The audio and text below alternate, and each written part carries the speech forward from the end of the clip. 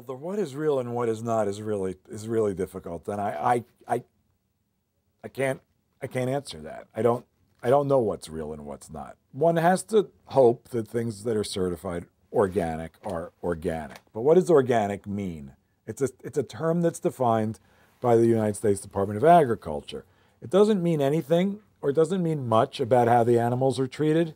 It doesn't really mean much about what kind or what breed of the animals there are.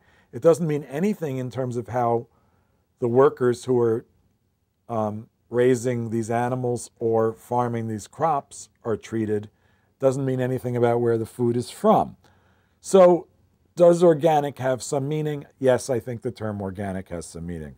But I think that it's not the most important thing. I won't go so far as to say that it's a red herring, because I think there are some important things about it. But I will say this.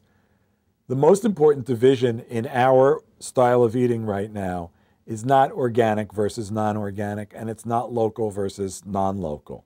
It's plants versus anything else. And I don't mean to be repetitive, but the message to me, the message is very, very clear. The way that people can eat best is to eat less crap, to put it bluntly. And crap is processed food and junk food. And you can have organic processed food and you can have organic junk food. And that food is, maybe it's a little better than non-organic processed and junk food, but it's not good food. And that's the most important lesson we can learn, I think.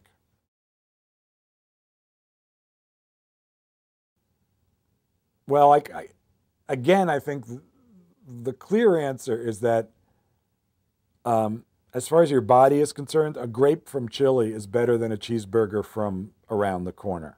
If you're willing to eat turnips, carrots, bread you bake yourself, frozen meat, a very limited diet, you can eat locally almost anywhere, at least in this country, all year round. And that's great, but it's expensive, it's inconvenient, and it takes dedication.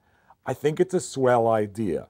And I think that ultimately, for food to make sense in this country, I think we're going to see more regionalism and less food coming out of California. But I don't think we'll ever be at a place where we see no food coming out of California, unless it falls into the sea, of course. And I think that if you want to be truly a local eater, you're not going to be drinking, if you live in the Northeast as I do, you're not going to be drinking any coffee, you're not going to be drinking any caffeinated tea, you're not going to be using any olive oil.